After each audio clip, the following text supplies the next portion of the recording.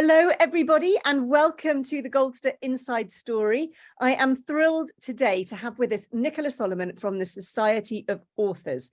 Now, when I wrote my first book, somebody said to me, "Have you joined the Society of Authors?" And I did not know what it was, which is shocking. And since then, I have come to realize what an amazing organization it is. So, Nicola, welcome. It is so good to see you here today. And thank you so much, Lucinda. It's lovely to be here. Lovely. So tell everybody who's here, what is the Society of Authors? So I can tell you in 2 words and then in a bit longer. The Society of Authors is there to empower authors, to empower professional authors. We are the country's biggest trade union for professional authors or aspiring authors. We have about 12,000 members. We started in 1884. Our first president was Alfred Lord Tennyson. And we are there to help you not with the writing, but with the practical side, the money side, the support side, the community parts of being an author, because we know how lonely it can be. Which is absolutely true. And also what a minefield it can be. I know there have been times when the society has got me out of things that, I've been really worried about. And it's absolutely, anybody here, I know we've got a lot of writers here. I know we've got a lot of people who are discovering writing for the first time. This is something you should all know about. And Nicola, they don't have to have had a book published already, do they, to join the society? They can be an associate, isn't that right? Well, that's right. You can join. First of all, you don't have to have had a book published anyway. You can join if you've got a publishing contract or if an agent has taken you on, or just for many people who write shorter and forget 10 or so articles in papers they don't have to have been paid for. So when I first joined the Society of Authors many years ago, I joined on doing a book, but actually I realized I could have joined years before on the articles I'd been writing. But also, if you're working towards being an author, you can join as an associate if you're, for example, on a recognized writing course, or if you haven't published quite enough books yet, because we take people who are self-published as well. You don't have to be traditionally published. So have a look at our joining criteria, but you will be surprised. We want you to be working towards being a professional author. It's not just for hobbyist authors, but we learned some years ago that many of the people who need most help at the early stages in their career, and we therefore thought it was ridiculous if we barred them from being members. We've already got a question. It's come direct question to me, and I'll read it out. And do remember, everybody, you can put a question into the chat. Sometimes I might keep them to the end if we're, but I will also try and make sure I ask all of them. And this comment says, "I didn't realize the minefield it is, how lonely, or the constant struggle with feeling judged, etc., till I published my first book this year." Do you think that's a common feeling, Nicola? I think all of those things, there's a number of things there. There's lonely, difficult, and judged. And the first thing is, if you want to be an author, unless you are entirely self-publishing, then clearly somebody is going to be judging your work. And you have to be tough, and you have to put up with rejections. And it's very, very difficult. And you'll know this, Lucinda, it doesn't end, because it happens for each book. And certainly many, many really established authors we've got, but are now coming towards the end of their career, they're no longer popular, you will be judged. And yeah, I always think they were really brave. It's not something that I think that I would subject myself to. And that's why it's really good to be part of a community. When you can listen to other people's stories, you can understand that they feel the same, and they can give you useful tips. And I would say something else. There's 2 types of judgment, I would say. First of all, anybody who wants to write for publication has to be open to being edited. I think it's really important that you get a good editor for your work. It will be the key thing you do. So you've got to be open to that kind of criticism, or criticism to friends and family. And I'm sure, Lucinda, you know this. But if you've written something because you have a passion for it and somebody else doesn't want to publish it, it may be that it's not very good, but it may be that it's not of its time, or it's not commercial. And publishers are commercial organizations. They are there to make money from your book. They're not there because it is a work of literature that needs to be in the world. If they think it's that, but they think it's not going to sell any copies, they won't publish it. So you can reassure yourself by saying, this is a really good piece of work. It just probably isn't for commercial publication. And then there are many other things you can do with it. So don't get down. Or alternatively, that person didn't like it. Absolutely. And many, Yeah. keep sending it. We know all the stories of people who were rejected again and again and again. And in fact, have a look on our website, because we always have events coming up, and we have an event coming up on dealing with rejection. So I'm going to put that in the chat. I'm just going to get that link up. See if I can find it now, because sometimes ours are, it may not be up yet, because sometimes they take a while. Well, I'm going to put the link to the Society of Authors in the chat anyway. So anybody who wants to have a look online and look at the Society. So you've mentioned events, and I'm really glad you mentioned it, because the first time I went to a Society of Authors event, I was so thrilled, because I felt, and I made an author friend, my first author friend, who I'm still friends with, Hallie Rubenhold, who many of you might remember. She came onto Goldster quite early on with her fabulous book, talking about the Five, her book about the victims of Jack the Ripper, the known victims, I should say, of Jack the Ripper. It's a great book. It's a really great book. And, I remember thinking, oh, someone understands this crazy life that I've entered. And the events are really wonderful, and they're wonderful for everybody who loves writing, because it's just so important to be able to understand, that there are other people like you, but also how many fantastic authors there are. And if you look on the Society of Authors website, in fact, I'm going to share this link as well. This is events all over the country. So wherever you live, I think people think, oh, it's all going to be very London centric, but it really isn't, is there? There's lots of local groups, and there's groups for different types of writing. So tell us about some of the different groups that you have set up. So, but both of those things are really important. That, first of all, be aware you don't have to be a member to go to our online events, and they're all open, and look on the website and come along and see. And they always have very, very active chat functions, which is really lovely. So you see people talking to themselves in the chat about them. But we also now have massive numbers of local groups, far more than in your time, Lucinda. I think we've got something like 40 local groups. So join up with your local people to talk to them. Lots of good ideas. I mean, just looking at ours at the moment, we've got coming up Cumbria and Lancaster group meetup, Somerset group, the Scottish Islands group, who are talking about practical plotting, Sevenoaks and Tunbridge Wells, France, Warwickshire, Glasgow, North Wales, Tufnell Park and Surrey are the ones that have got events coming up. So you can see all over the place. But we also have networks for different kinds. We have a network for authors with disabilities and chronic illnesses who meet up quite regularly. A network for authors as carers. So if you've got caring duties, but you're also an author, to get support that way. And then for different types, we have crime writers, we have children's writers and illustrators. I think we have nearly 1,000 members there. And I should say, by author, we also mean illustrators, photographers, journalists, whatsoever. So we have the comic creators group, because they have really different ways of getting published. The poets and spoken word group, educational writers, academic writers. So and if we don't have the group for you, contact us, because quite often we will start one up. And then we also now have a big sustainability group, which is going to be our new thing to talk about sustainability in publishing. Excellent. I think that's really needed as well. Rebecca has asked, you have one in South Wales. Now, my geography of Wales is terrible, but I'm seeing a general Wales one. I'm going to put this here, which you can actually join online as well. And this is a workshop that's being offered, which is writing a page turner on the 8th of November. So I think everybody who's doing the Goldster competition should have a look at that. It's totally free, and they will send you the Zoom link. So I think, as it's by Zoom, you probably don't even have to be in Wales to ask for the link for that. Got some wonderful events coming up. I can see Industry Insider, books about dead Black people don't sell, the importance of telling Black history and untold heritage stories. Professional development, TikTok for writers. My goodness, I need that. I don't think I can cope with another form of social media that I have to be a slave to every single day, though.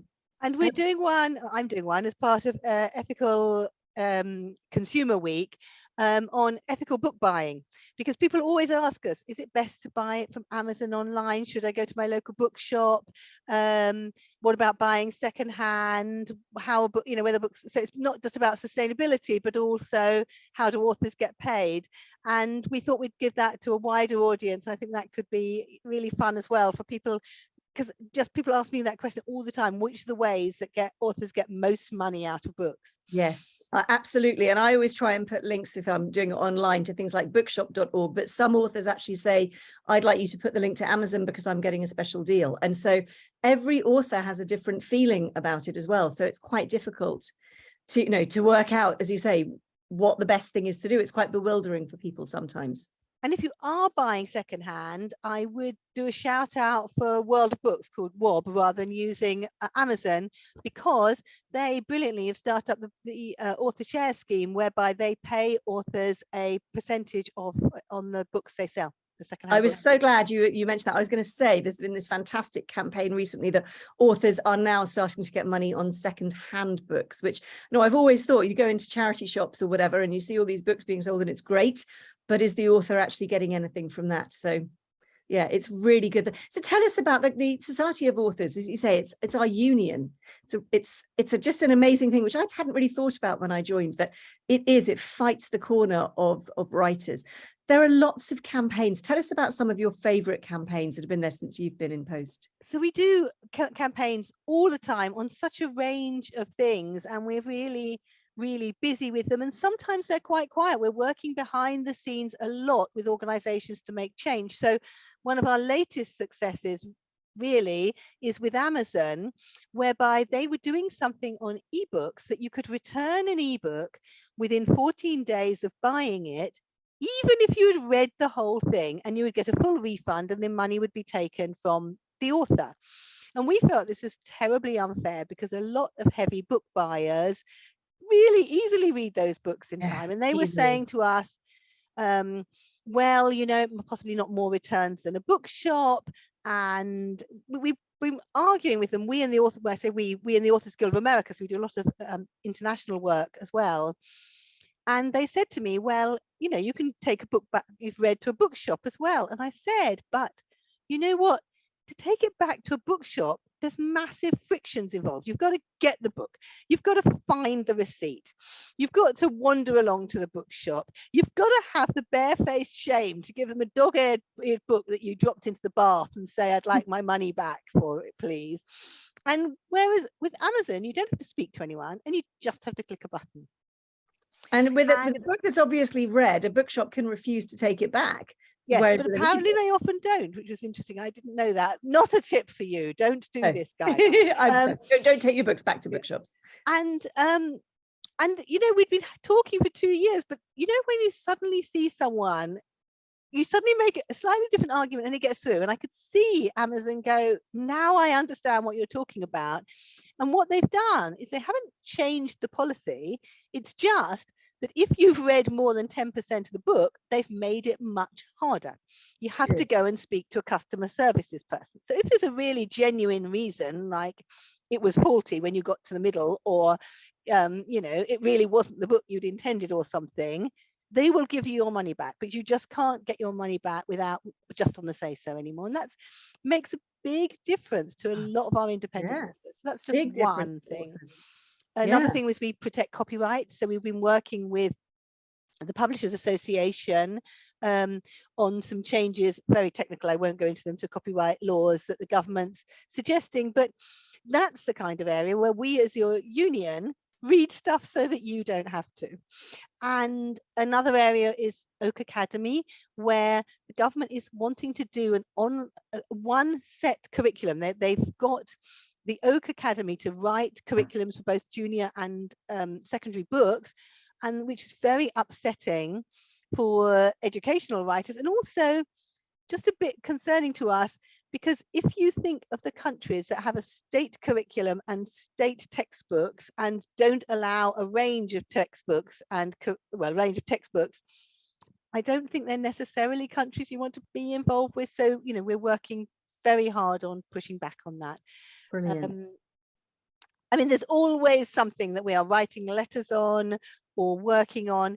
Another big area was about credits for translators, because you can join the Society of Authors. We've got a big translators group, and translators aren't always credited on the cover of books. And we just push all the time, name the translator, name the illustrator, because these are things which improve your visibility, and visibility is key to selling books these days, especially online. Some of you may remember that some months ago, probably last year, we had Daniel Hahn, who Nicola knows very well, translator, come on. I know it provoked a lot of questions, and a lot of people were saying, gosh, I'd never even thought about the role of a translator. And he was talking about that inequality and how important it is to be a writer. You know, translator is an author as well. And I think it was great. It provoked a lot of questions and comments. So we've got a good question here. Why would you not just borrow a book from a library if you want to return it after you've read it? Great question, but some people, I guess, just like to order things through in the comfort of their own home and not have to go out, sadly, to a library.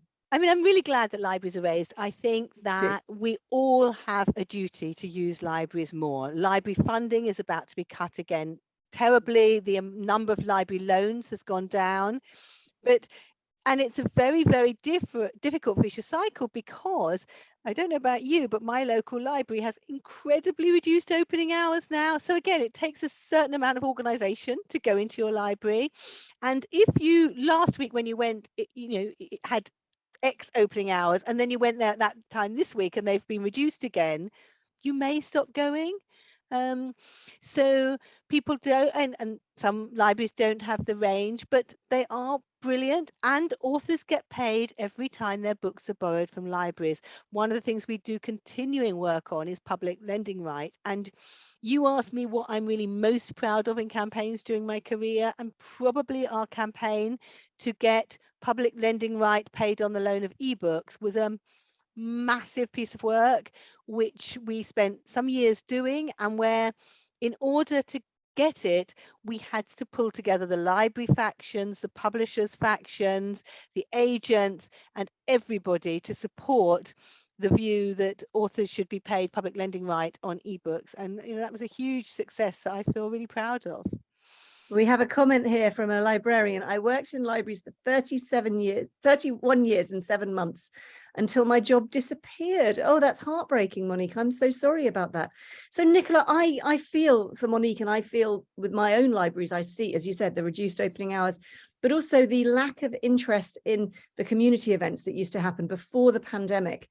So what would you say that we as members of the public should do in order to kind of try and bring back this life into libraries? What would be the things that people could share on social media, could get their friends to do, could do themselves to help? First of all, I think it's really, really important. And there are two parts of it. One is that we need to support libraries, and the obvious way to support libraries is go and get a library card and use your library. And I'm as bad as anyone, but the more times you go in, the more times you ask. And secondly, go and offer to do things.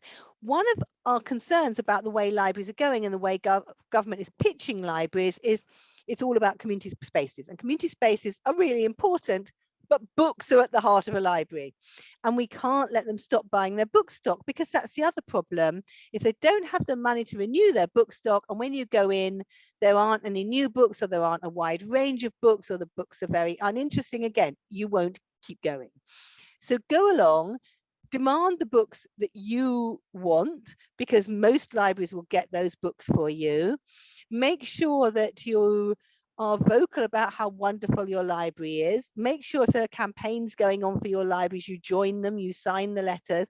And then if you are writers or if you've got something to offer to do events at your local libraries. But we need to be talking more about libraries. People are forgetting about them. And it's not just public libraries, school libraries. I don't know if you know this, but it is compulsory for prisons to have libraries, but it's not compulsory for schools to have libraries. And school libraries also need to be worked on, and we need to encourage the beauty of reading. And the other way of doing it is read. I mean, don't really need to speak to aspiring authors about this, but read, and read a lot, and talk about the joy of reading, and talk about books, and especially read to young people. The major indicator, both for school achievement, but also for being a reader in later life, is whether you are read to. And the evidence also is that ebooks are not good for this. And there's one real clear reason for that, which is, imagine you're sitting down and reading to a child in a physical book, and this is how you do it. put them down and you put your arms around them and you put the book here, and it's a very, very physical and comforting thing to do. And reading an ebook is not like that. And all the evidence shows that reading ebooks is okay. I'm not against ebooks, but physical reading is brilliant with children. Yeah. And we've had another comment here from Monique, who was a librarian. Libraries count how many people come through the door, so it is really important to use them. So everybody, I think you should make yourself a resolution this month that you will go into your local library and check it out and have a look at the events. So Nicola, tell us about your career before you joined the Society of Authors.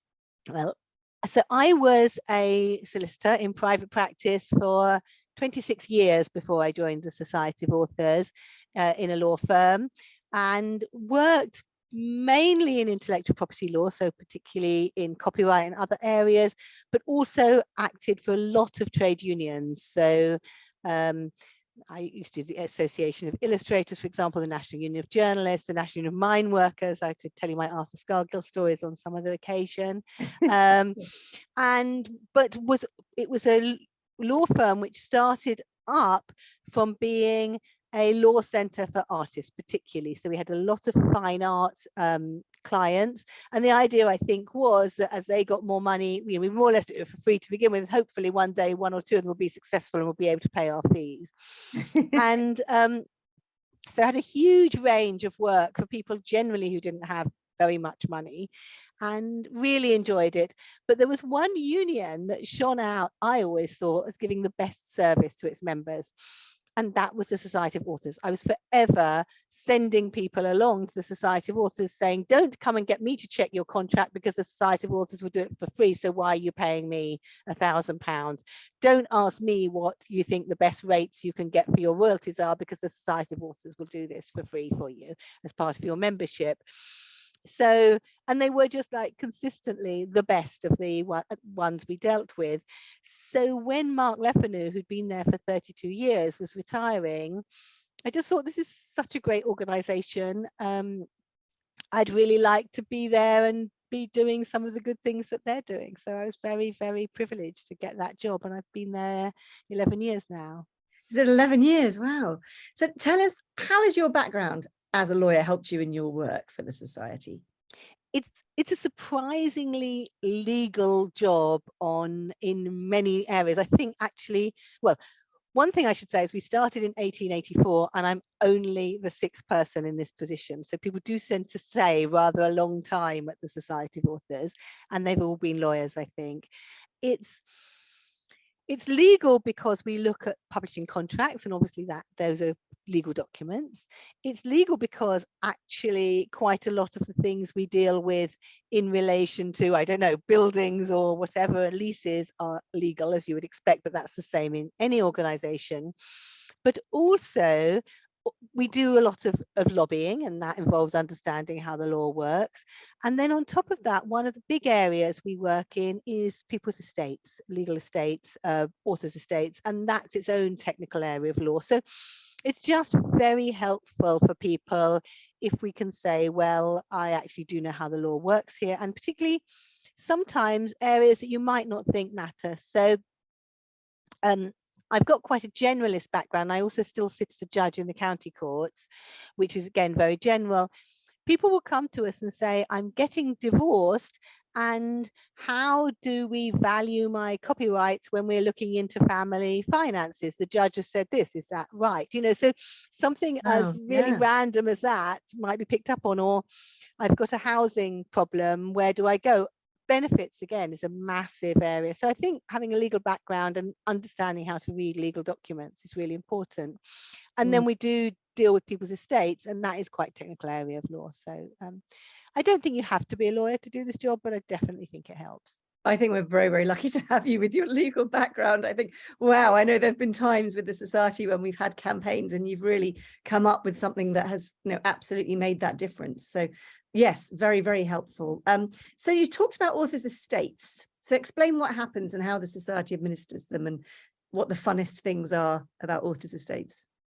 So there's two parts of this. First of all, we manage the literary estates of a lot of distinguished writers, Bernard Shaw, Virginia Woolf, E.M. Forster, Philip Larkin, Rosamund Lehman, and many of those we either acted as agent for, and we get a percentage when we sell the rights, and they, you know, I mean, Bernard Shaw still is out of copyright, but up till now we were getting significant amounts of money from that estate.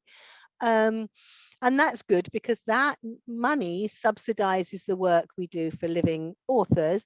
And we are open to taking on new estates, but probably only if we can make sure that that's managed in a way that can get some money for the author, for us, because obviously it's a cost that otherwise comes from subs. But the other area is we talk to authors about how they might structure their estates after their death, to remind you that copyright lasts for your life plus 70 years, so it's going to be around for a long time, to give you practical hints about who you might make to be your executor, how you might manage it, how you might manage your papers, just really practical tips and guides. And we do a lot of practical tips and guides on all sorts of areas, but estates is one where I think we have quite specific knowledge. And yes, managing the estates is lovely, and managing the estates feeds into something else. We manage a lot of charities, so we've got about £12 million in charitable funds, which is for a range of different charities. This moves on to various areas, and they tend to be in 3 areas. There's the Authors Foundation, which gives you money to buy time to write, and we give out, I think, something like £300,000 a year, so a lot of money.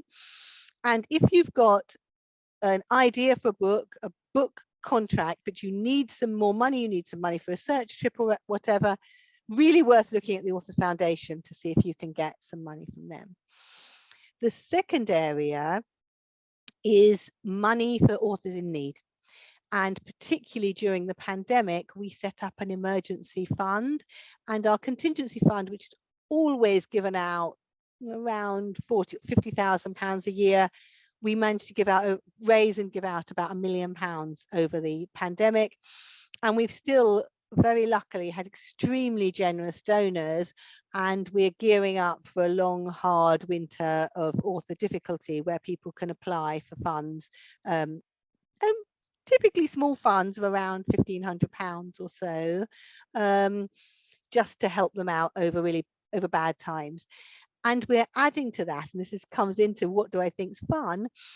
A person actually not an author left us a significant amount of money last year, named Drusilla Harvey, and we're using some of that money to create an access fund so that people who want to attend events and maybe need to bring a carer with them or need to travel, whatever, can apply for small grants for about £150 a year to help them access things which can then help them develop as a writer. That's fantastic. How lovely they left that money. So lovely. It's really lovely. If people leave us money in their will, we use it really well and we name them, and we are incredibly careful to try and speak to their heirs about how do you think, because this was left unrestricted, how do you think she would most have liked to use the money? And the final way we have money is prizes. So we run a whole range of different prizes, again, mostly endowed by people. Daniel Hahn, who you spoke about earlier, has helped endow prize for emerging translators, which is brilliant. And a couple of ones that your members here might like to know about is the Torday Prize for first novel by somebody over 60, so look into that one. And the McKitterick Prize for first novel by somebody over 40, which doesn't have to be published. So yeah, don't forget to apply for prizes if you write. Fantastic. So I hope you all took note of that. And I think this is brilliant, because I know that a lot of Goldster people are working with David Marks on their creative writing, and you went to Martin Edwards' workshop as well. And I know quite a lot of people have been writing their short story. We had an Agatha Christie month, Nicola, and so we were learning about cozy crime, and people have been writing a new Marple story. So it's probably not a publication, but just as a really kind of fun competition. And I think it's been great how many people have really engaged. So you talked a little bit about the hardship. We all know how the pandemic affected people. What did you find was happening? Did you find that far more people were contacting you? What was the kind of most common reason that authors were coming to you during that time? It was probably... One of the reasons is that most authors, and I think something like over 70% of authors as a opposed to about 20% of the general population, did not benefit from any of the government schemes. And this is what we found from consistent surveys. They didn't get money under the employment schemes because most authors are self-employed, or if they're employed, they tend to be employed on 0 hours contracts. So for example, a lot of authors do creative writing, teaching, or other areas where they would find that what they were doing was cancelled, but they were having a great deal of difficulty. They found things were cancelled, but they weren't paid for them. So that was one area. And then if you were self-employed, there were quite a lot of hurdles to go across, particularly you already have to show that you're earning something in order to claim it. I think you had to be earning at least £30,000 a year. And the problem with that is that many authors and self-employed people perfectly genuinely within the tax system do their accounts so that they don't show a profit because they have a lot of expenses. Well, the expenses were continuing, but if you can't show that you don't have profits in the past, you can't show a loss. So that was very difficult. And then of course people actually got ill or were caring or couldn't go out to do things. And many people said to me, well, why are authors suffering? You can still write. But actually that doesn't understand how authors work. First of all, you can't go on research trips if you're locked in at home. But secondly, enormous numbers of our members make significant amounts of their money from appearances, particularly children's writers who often rely on going into schools and school visits to earn money. And that just stopped, all cancelled, and indeed really only now is picking up again because schools were left in such a state and so difficulty after they came back that they didn't have time for extracurricular. And I heard a lot of comment that it was really a year till occupational therapists were back in schools, let alone authors. And these things, often these kind of performances are seen as the last thing that comes back. And then of course it was literally performances, so our spoken word and poets, that's how they make their money, and they couldn't do it. So yes, there were huge losses for people, and it was very difficult time. Yeah, I mean, I remember personally, I just started writing a book, and then all the libraries and archives closed down, and you couldn't access things online because there was nobody, people hadn't digitized things, which one great impact of the pandemic was that a lot more libraries and archives did digitize their collections. But it was a nightmare because, as most people don't realize, as an author, you don't get paid until you submit your manuscript. You get paid your first part. You don't get paid the whole thing. And of course, they said, oh, we'll delay it for a year. And I remember thinking, oh, no, I've got to finish this book. And that's what I know happened to a lot of authors. And of course, as you say, going into schools, going into libraries, going into bookshops, doing events at literary festivals, all of those things closed down. So, yes, I knew a lot of people who did really struggle. And we all know that digitized is not the same. If you ask the British Library for a copy of an article, you just get that article. But if you go in and you look at the 1840 newspaper and you turn over the pages and you see the adverts from that time, and you're like, yes, oh, that's really interesting. On that day, this other thing really happened as well. And that's Absolutely. What gives the color to your work. And it's not the same to just... No, it really isn't. Mostly because you don't know what you're asking for.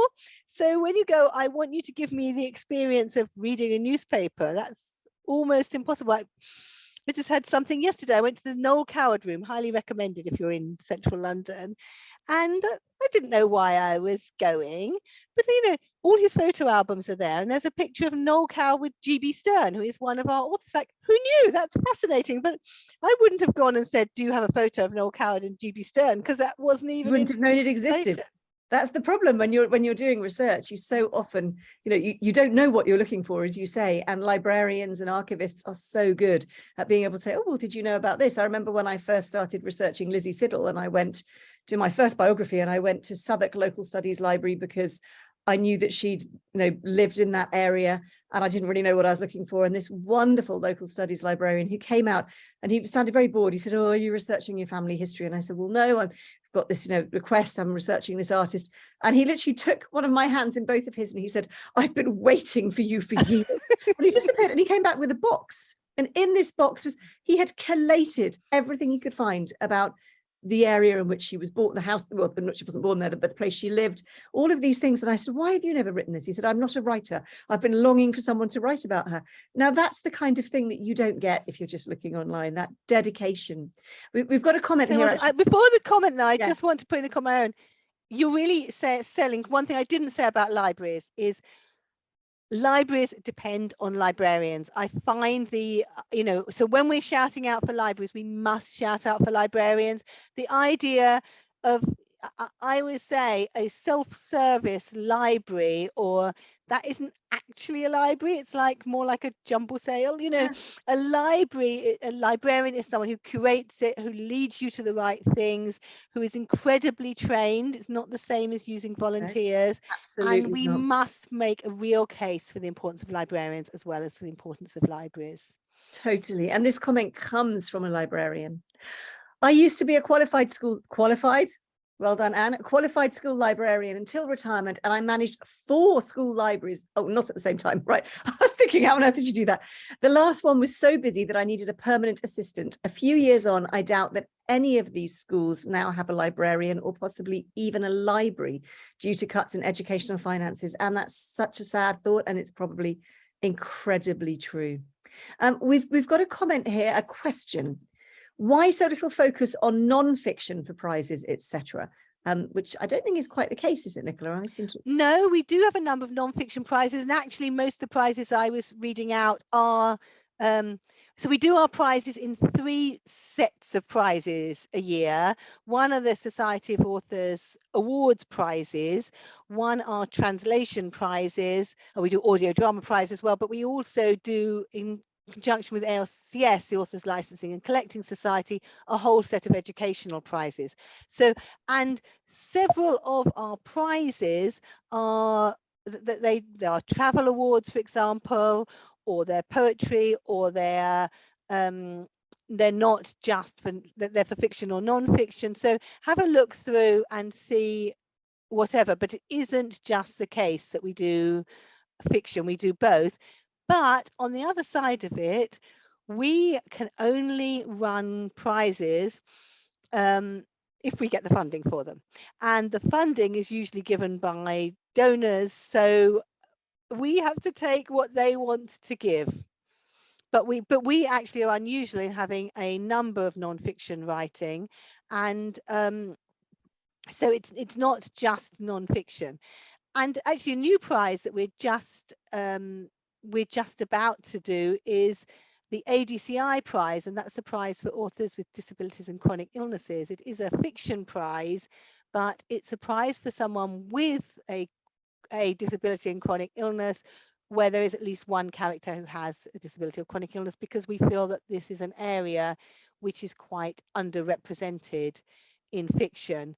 And I think that's something the Society of Authors has been really good with, hasn't it? Is looking at who is underrepresented or what areas are, and trying so hard. I know I'm part of the campaign subcommittee, and the campaigns, many of which I haven't worked on, I mean, in the past, have been really, really good at trying to highlight areas that members but also readers are frustrated by. So I think it's changed a lot, hasn't it, in the last few years? We really do try. We do try to highlight areas. We do try to be as inclusive as possible, and we do try to, particularly if we are going to have a hard financial time coming, we want to make sure that there is still a stream of emerging writers who can afford to write as a career. And so we do want to keep supporting people. And it's not just about affording, it's also, as we said right at the beginning, about the confidence of feeling this is something that I can do and I can be supported in, and that's worth doing and having a try at. And we've got a query: is there a crime writing group? So first of all, there's a Crime Writers Association. I would highly recommend that anybody who wants to write crime joins it. They're great fun to be part of. So we don't have a specific crime writers group, but we work very closely with the Crime Writers Association and often do joint activities with them or go and speak at their events. There's also a separate Historical Writers Association and a separate Romantic Novelists Association. So go and seek all those out. They're all great. I've just put the link to the Crime Writers Association, CWA, in there for you. And those of you who were at Martin Edwards' workshop, I know that he talked a little bit about it again. But that's the great thing, actually, as you say, you work with them. They're not rival groups. I mean, the Society of Authors kind of gives advice to people of all different genres, don't they? And it's, I mean, as a non-fiction writer myself, the person who asked that question, it's definitely a society for you. Yes, and apps, and of course what we do that none of those organizations do is that we give specific advice on specific contracts or indeed on specific problems of any type. We have a dedicated advice team of 8 staff, all of them incredibly knowledgeable, and more or less any question you ask us we will have come across before. And we always say to people, please ask, please send that for your contracts, please ask if you have any problem, question, whatever with a publisher. Ask if something doesn't seem quite right to you, because we can deal with it. So we had something today where a publisher says, I'd like to pay you £1,000 less than it says in your contracts. Well, no, you can't do that, and we'll write on your behalf. And that one's obvious, but lots of things aren't obvious to people. They don't know how publishing works, and always ask us first. And actually an area I'd quite like to talk about at some point is paid for publishing. Please do talk about that now. Absolutely. So one of the areas with paid for publishing that we've just done a report, and it's called Is It a Steal?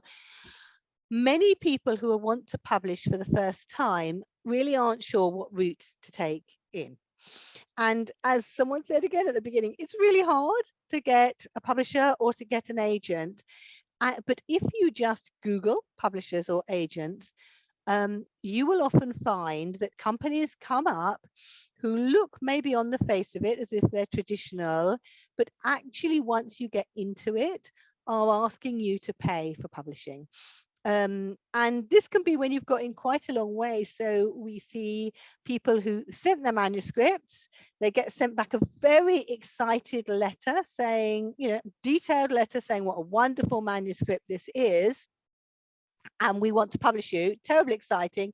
And then they'll write back in the next letter saying, but we need a contribution from you in order to do so. And often it's as far down the line as that.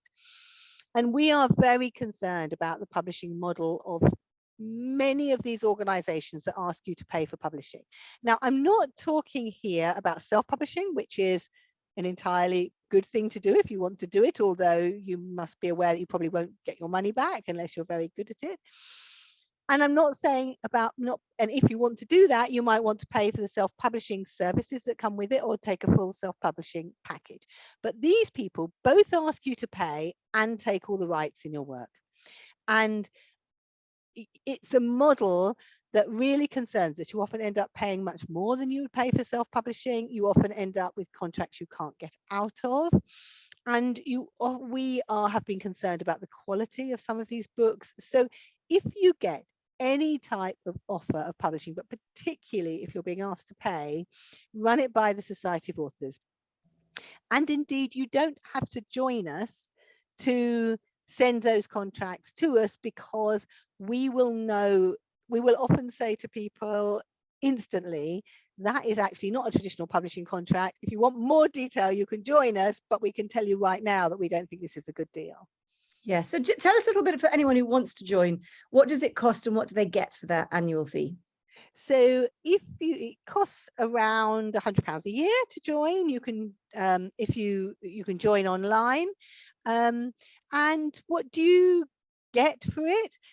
First of all, you can join if you've got a publishing contract. So don't think that you can't join.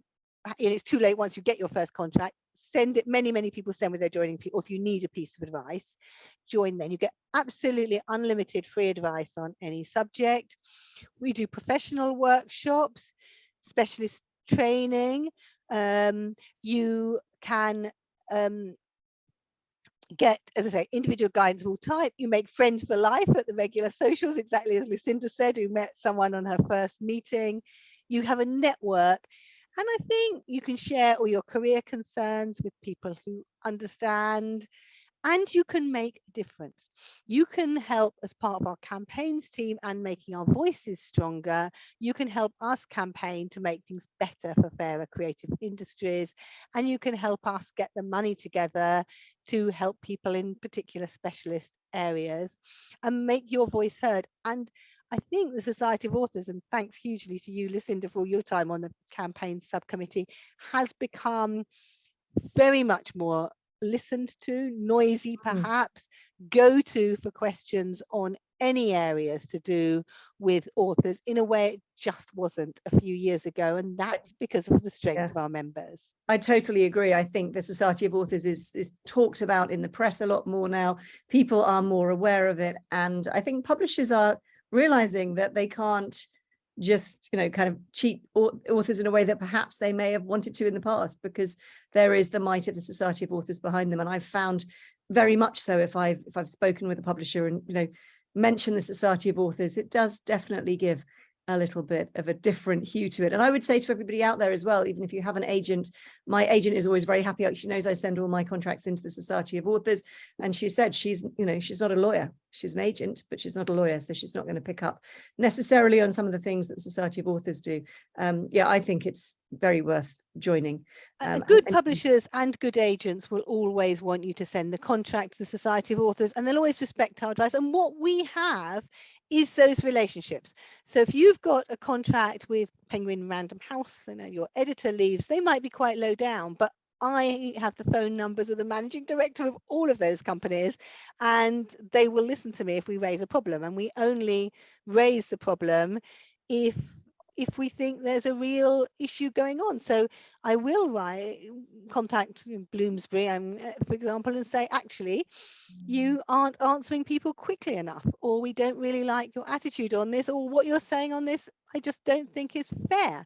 And the difference from being a lawyer and this job is I can say if it's legally wrong, but we can also say if it's morally wrong, and people do listen to that. You know, we just don't think it's fair, and people need a fair deal. And if you are going to get what after, I love Anne's cat, just walked across. If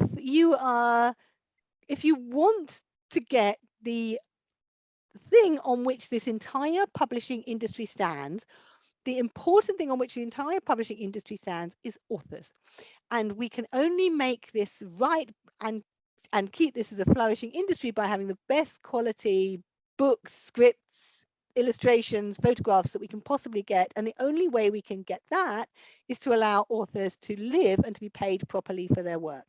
And therefore, the entire industry, from the agents, the producers, the publishers, and everyone else, does not have an interest in underpaying authors. They have an interest in paying authors properly and paying a range of authors properly. And this is an argument which people do understand. Yeah, and I remember a few years ago, just pre-pandemic, one of the campaigns that I was helping work on, and I remember people being shocked by it, which was the literary festivals not paying people. And friends of mine were saying, well, what do you mean you don't get paid? I'm buying a ticket to go. I assumed that money was going to the author. And some of them do and some of them didn't. And the Society of Authors was really successful. I remember I pulled out of Oxford Literary Festival because they booked me and everything. And then I discovered there was no fee. Absolutely nothing was in the press. And then Philip Pullman left about a week later and everyone was writing about it. And I thought, well, I paved the way for Philip to do that. But, it was really important that it got into the press. There was a lot of comment from the Society of Authors, and it made people say, well, hang on a minute, why are they all expecting authors to work for free? And I think the world has really changed now. I think that most festivals do pay, and we still continually write to them about terms, conditions, and so on, but things have really changed. I agree. And I heard a great story the other week. So we gave a party for Lady Antonia Fraser on her 90th birthday, and somebody stood up at the questions at the end and said, I used to work at the Arts Council, and one year, many, many years ago, I asked you if you would contribute a chapter to a book. And I'd asked a lot of famous authors to contribute, and it was about my writing room. And you were the only one who refused. So Antonia looked a bit embarrassed. And he said, you refused because we weren't offering to pay authors. And you said, you're the Arts Council. It's really important that authors are paid. It's an important principle. And I will not do a book that's not paid for. Brilliant. And he said, good on you. You know, I remembered this. I was really impressed by it. And it's like, we need people to stand up and say, actually, this is a proper job of work. It needs to be paid. And it's no good charities and whatever saying, you know, we're a charity, you need to give it for free, because you're not saying that to the marquee. You're not saying that to the drinks providers. You're not saying that to the caterers. So why are you saying it to the people who people are paying to go to or read or whatever, and who won't know? We still do a lot of that. Absolutely. And there's a lot of discussion, I know, on social media, you know, hashtag pay the writer, or, you know, it's just pay the creator. There's so many times you get asked to work for free. My favorite one was actually Eton College. I'd done some research in the archives there, and the book came out. And they said, would I come and do a day, a workshop? I was going to do, you know, talk to the boys and then talk to the parents in the evening. They weren't even planning on paying my train ticket. And then I said, you know, I'm sorry, I don't work for free. And they said, but we're a charity. Eton. That's not the kind of charity that I do work for free for. You're not saving children or, you know, helping people in disaster areas. And I didn't ever do the event at Eton. I felt that it wasn't worth the exposure. Well, yes, exposure. As I always say to people, you can die of exposure. I mean, I think it's really important that one of the things that we do is allow people to say no, because I think people feel guilt tripped a lot. And we have a number of suggestions we make about how you might deal with saying no. One is, I've done my charitable giving for the year. You know, the second is, that's fine, pay me a check and I'll send it to the charity of my choice. You know, just making it clear. And the third is, if you do want to do it, what are you going to give me in return? Okay, you're not paying me, but will you please buy 30 copies of my book for me to sign for the people who are there, so that, you know, you pay me in that way? Or will you please mention me as one of the donors on your leaflet? How come other people are mentioned as donors when I've given my time? It's money. Yes. There's a number of other things you might do. And indeed, I have one of my favorite slides for talks that people like is my 5 phrases guaranteed to make you money. And it's all about confidence. It's like, is there a fee for that? Will you pay my expenses? Is that your best offer? You know, this is a business. You are allowed to negotiate. You know, my fee is X. I'm going to need to stay the night. Can you pay for that? People often just haven't thought about what it costs you to provide those services. Mm-hmm. It's so very, very true. People are always rather shocked when you point out that you will be out of pocket.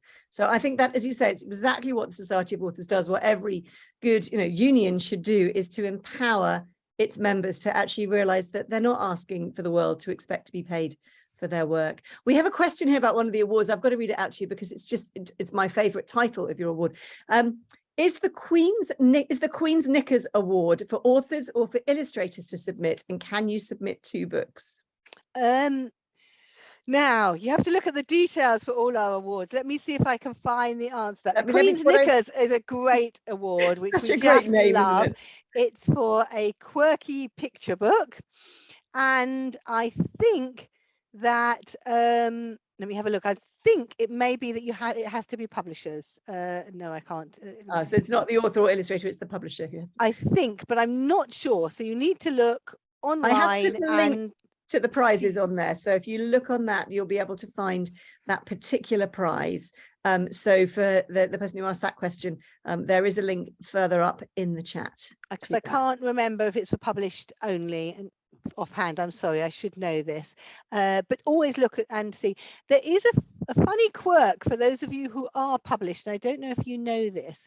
If you put in something, submit something for a prize and your publisher submits it and you win, it's not taxable. But if the author themselves submits it and they win, it is taxable. Really weird tax quirk. So I'd ask your publisher to submit it anyway. So I think that is the key. Get your publisher to submit it, then it won't be so taxable. Nicola, I'm going to come back to you in just a second. I'm going to tell everybody what is coming up, and then we'll come back to you. So everybody, we've got coming up, as you know, tomorrow I'm back with Inside Story, and I'm talking to Alison Hill, who is the author of this lovely new book. It's actually a really beautiful tactile book, Pauline Gower, pioneering leader of the Spitfire Women. And I've known Alison for a few years. I met her when she was first working on a different book, and she's done incredible, meticulous research. I see on her social media, she's met so many female pilots. She's met many women who fought, or who flew in the Second World War, and she's made it a real career to bring these women back to life. She's a fascinating woman, a great researcher. So do come along to that. I think you'll really, really enjoy it. That's tomorrow at the normal time, and then on Tuesday next week for PPG, Alistair Hicknall is back, and he is interviewing Mark Lawrenson, who was born and raised in England but qualified to play international football for the Republic of Ireland through his maternal grandfather. And he's going to be talking to him about his career. After retiring from Liverpool, he tried his hand at management with Oxford United before moving into the media. And he's going to talk to him for our sister show, Purpose, Passion, Grit. And then next week you've got Humphrey on Thursday, and he is talking to Jen Nash, who is the author of a new book called The Big Power of Tiny Connections: How Small Interactions Spark Awesome Outcomes. And then on Friday next week, instead of having our book of the month, this month we have got a book club community chat. So we're hoping you're all going to come along and talk to us. I know that you've asked for that in previous books of the month. That's me and Humphrey together. And Humphrey's going to be talking about his new thriller.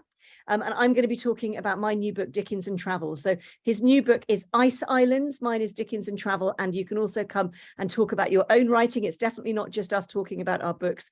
It's about all of you coming and talking about your careers. We've got some great authors coming up for the whole of November, and then our book of the month next month we are back, and we are reading Murder Before Evensong. So I'm going to put all of that up on the website. We've got another crime novel for you because everybody said how much they loved doing the last one.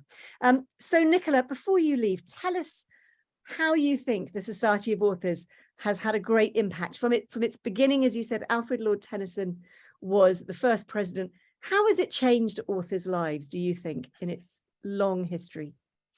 Well, there's a big question. First of all, I think your events sound amazing. So maybe sign up myself.